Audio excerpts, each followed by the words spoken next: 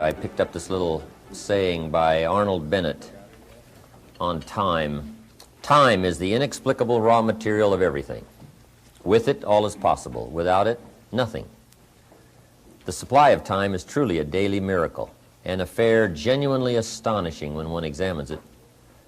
You wake up in the morning and lo, your purse is magically filled with 24 hours of the unmanufactured tissue of the universe of your life.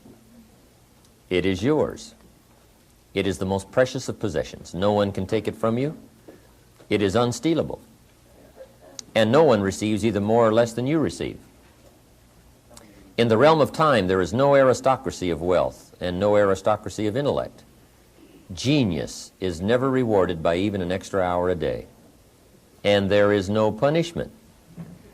Waste your infinitely previous commodity as much as you will, and the supply will never be withheld from you. Moreover, you cannot draw on the future. Impossible to get into debt. You can only waste the passing moment. You cannot waste tomorrow. It is kept for you. You cannot waste the next hour. It is kept for you. I have said the affair was a genuine miracle. Is it not? You have to live on this 24 hours of daily time. Out of it, you have to spend health, pleasure, money, content, respect, and the evolution of your immortal soul. Its right use, its most effective use, is a matter of the highest urgency and of the most thrilling actuality. All depends on that. Your happiness, the elusive prize that you are all clutching for, my friends, depends on that. If one cannot arrange that an income of 24 hours shall exactly cover all proper items of expenditure, one does muddle one's whole life indefinitely. We shall never have any more time. We have, and we have always had, all the time there is. Arnold Bennett. Let me give you just a few tips on time management essentials. First of all, you run the day or it runs you. A little simple analysis.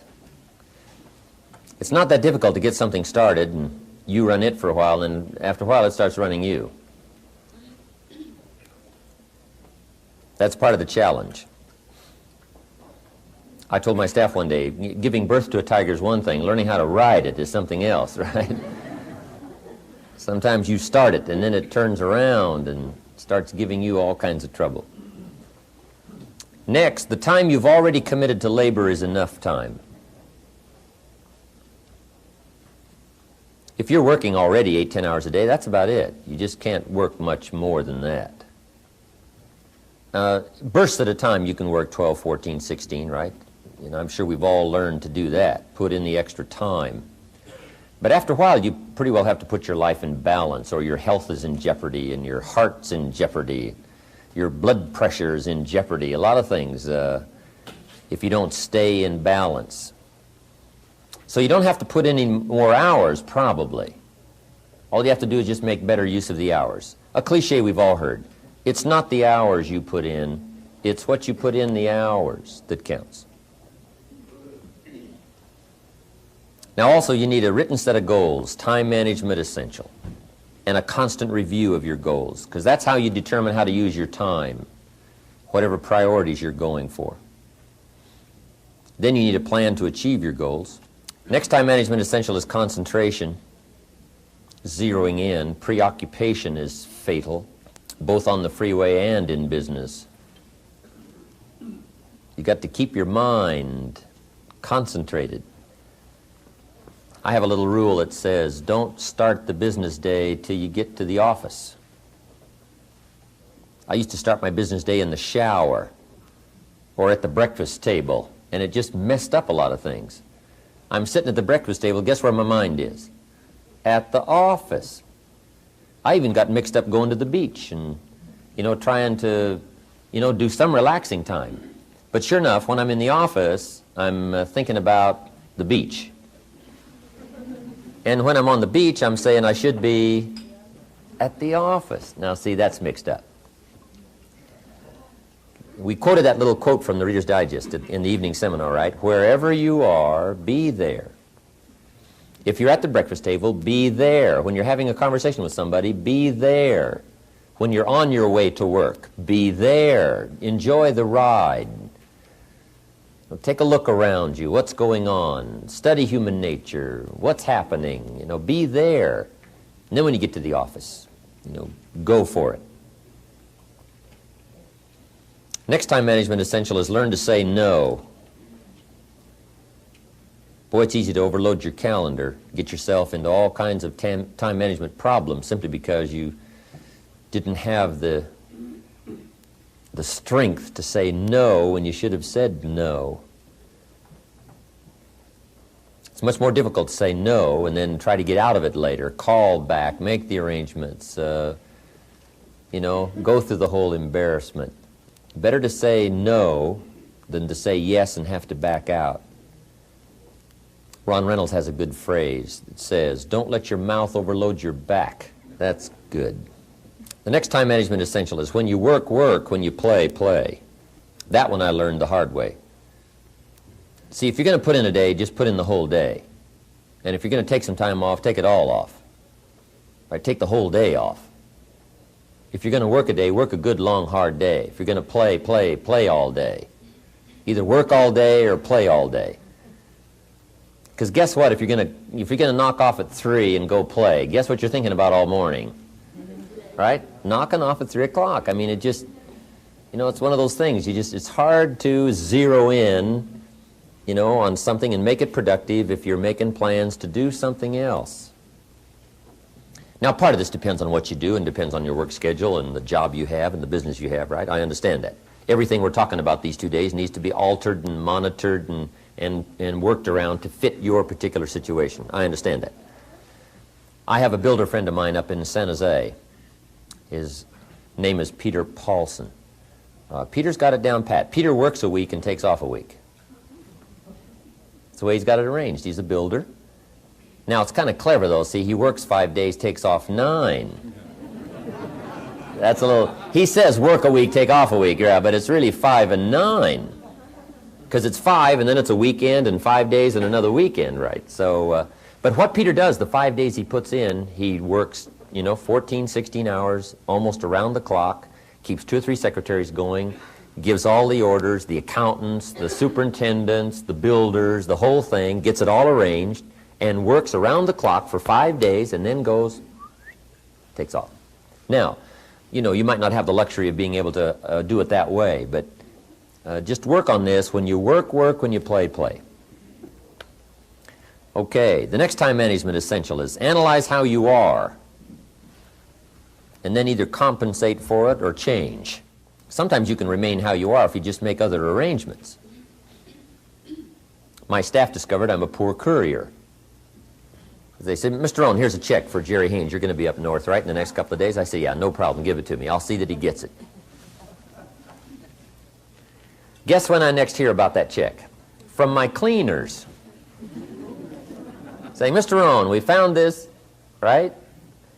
Now, I say, look, I know I messed up that time, but, you know, next time I'll make sure. See, but it just doesn't work. I'm not good at it. So we've got a little rule at our office that says, don't give the chairman anything, right? Don't. It won't arrive. You know, he can talk good, but he's a poor courier. It won't get there. So you just got to analyze how you are and then make the compensations for it. Now, you can promise to change all you want, right? But if you're not going to, then make the other arrangements.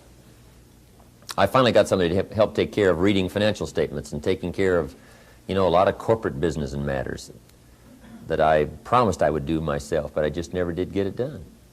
And it used to be terribly costly to me for IRS and taxes. Unbelievable. But I finally got somebody to take care of that. At first it was Miss Mary. Ron Reynolds now handles a lot of it, but Mary Nasarowicz, back in those other years, she did it for me. I found her. She's a legal secretary and had a real estate license, and she was just terribly bright. Has my power of attorney, bought and sold property, did a lot of these things. Argues with attorneys and sits down with the accountants and goes through stuff with the IRS. And she just got good at it. And she took care of a lot of things that bailed me out more than once. IRS says I owe them an extra $105,000 one year. I said, $105,000? They said, yes, all these bank accounts and things we can't reconcile. Sure enough, back in the old days, I'd have paid the $105. This time I say, Mary, So Mary puts all this stuff together. I think she made one trip to Texas, one trip to Florida, gathered up all this information, and she had done such a good job that now it's time to go to San Francisco, meet the IRS with the accountants and the attorneys and, you know, one of those sessions.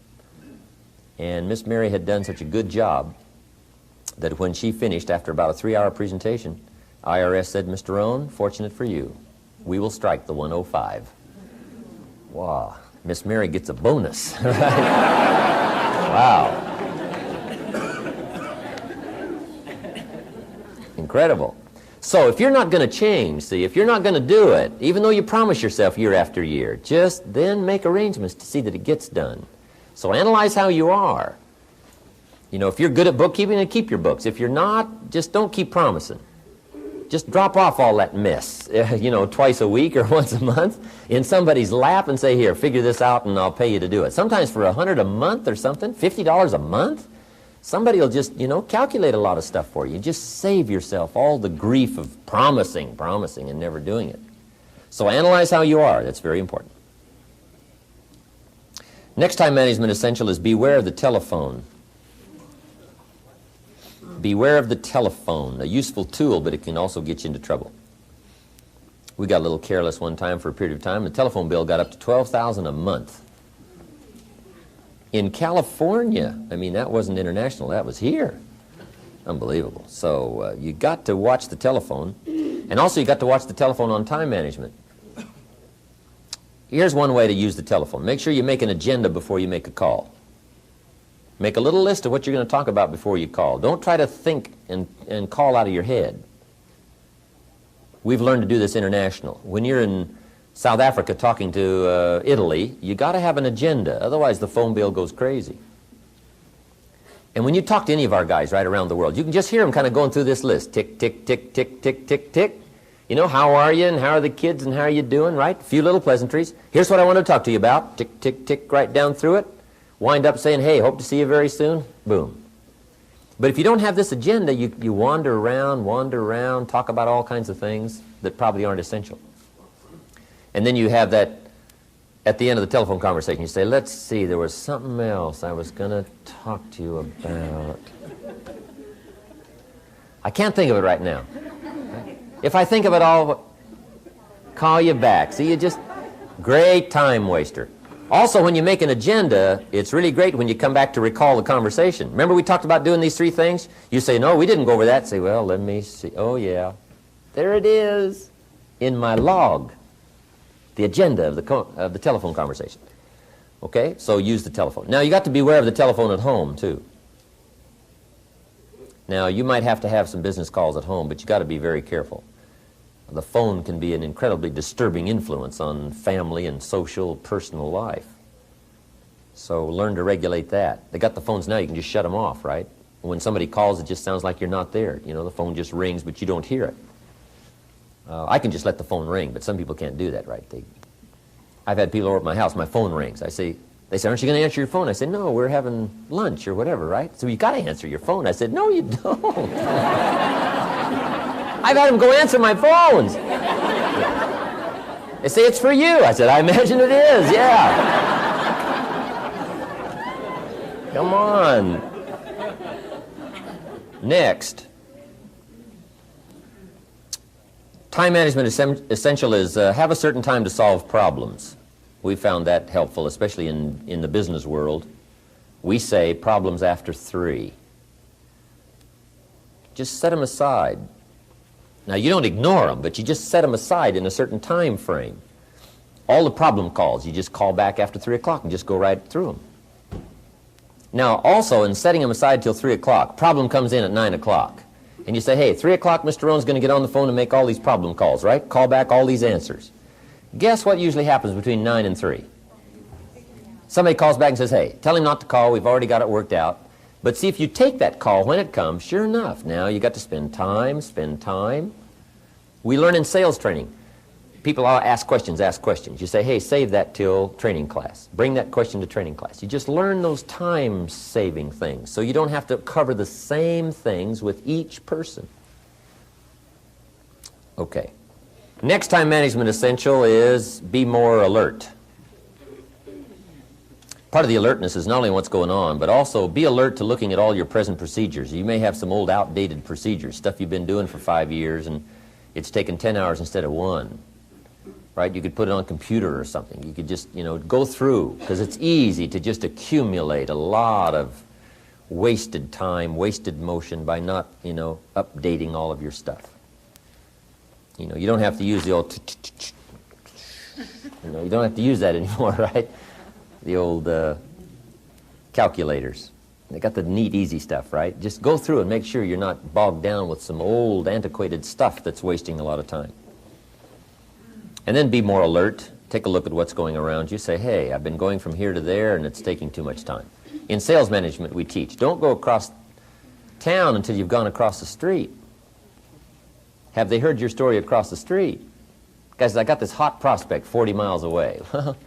It just probably isn't worth the time. It's too far. The span of distance is too long. Just shorten up the span. So be alert as to those kind of time wasters. The last one here is ask questions. When you get ready to talk to somebody, ask some questions. It might save you a great deal of time. Because it's easy to talk to somebody for an hour and then discover you've been on the wrong subject.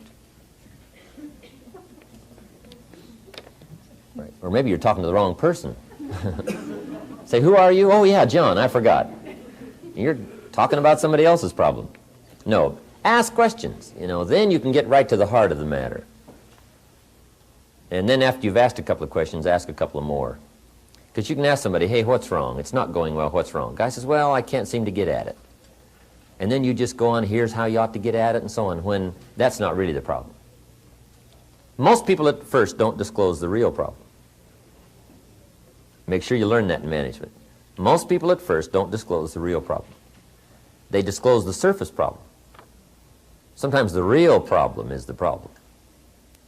Guy says, well, I got some problems at home. Said, oh, that's why you're not getting out there. I've been talking about hitting it when the real problem is something's wrong at home.